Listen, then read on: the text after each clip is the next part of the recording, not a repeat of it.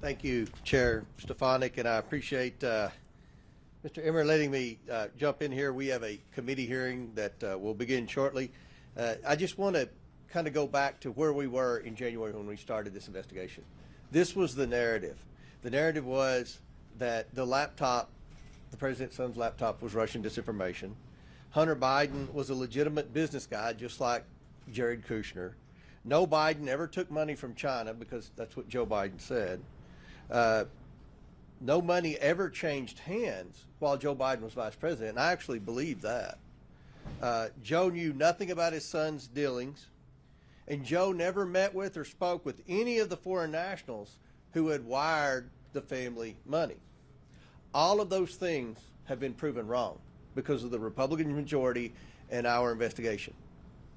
Now, in addition, what else we found? We found 20 shell companies. A shell company, just let me make sure everyone understands, it's not a company that manufactures shells. A shell company is a fake company. The Bidens have 20 of these. 20 of these. And when you talk to the president, you could ask, what exactly do these companies do? What good or service do these companies provide? And the answer is nothing. They are not legitimate companies. We found, as Chair Stefanik said, 170 major bank violations. These were from 6 major banks. And they allege that the Bidens were, among other things, money laundering and receiving suspicious wires from state-owned entities. You know what that is in banking terms? That's a foreign government. And you know what the state-owned entity was? China. So the bank alleging that the Bidens took a suspicious wire from the Chinese government and then laundered it through these shell companies. There's many laws broken there. And this was in Treasury Cabinet, and this is what I fought to go to Treasury to get. These are very serious allegations. Associated Press just wrote a story that said there's no evidence of wrongdoing. What a disgrace to journalism. And I don't complain much. I'd take it, but that's just not true.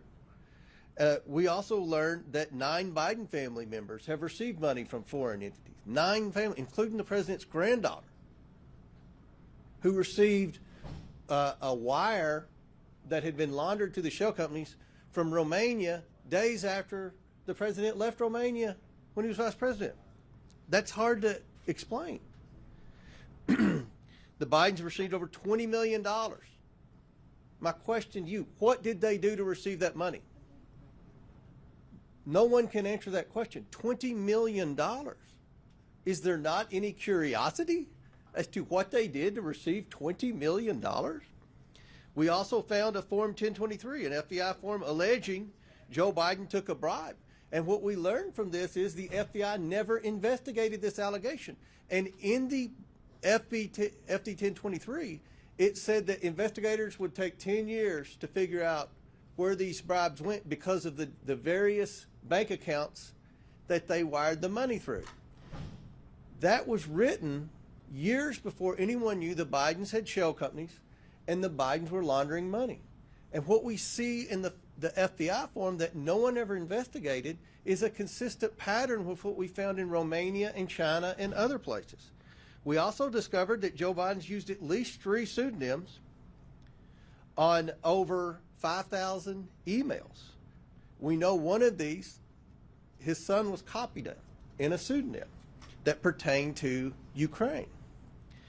We've also just recently discovered an email from the State Department, from the Obama State Department, to Viktor Shokin, the prosecutor who Joe Biden fired in Ukraine in exchange for the $1 billion, praising him for the great work that he did. But there was this narrative that Joe Biden created that said Shokin was corrupt and he needed to go over there and be fired.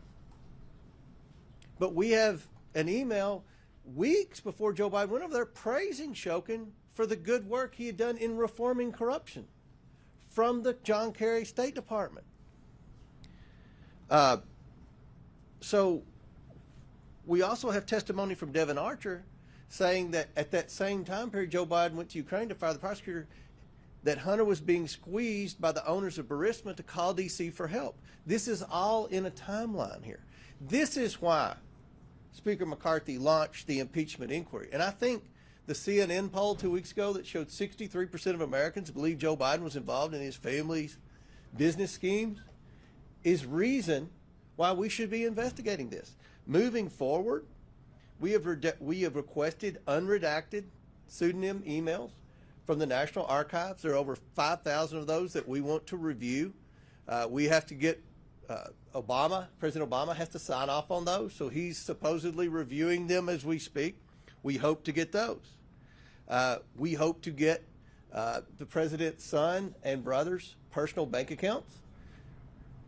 We also want to interview people who have knowledge of some of the things that President Biden may have done in exchange for the millions and millions of dollars that his family received from these foreign nationals. And lastly, we plan on having a hearing in September that will kind of evaluate some of the things that we believe have happened from the Biden family that are in violation with our laws. So with that, I hope I answered some questions as to the evidence that has been found, the purpose as to why we have moved to impeachment inquiry, and the path forward.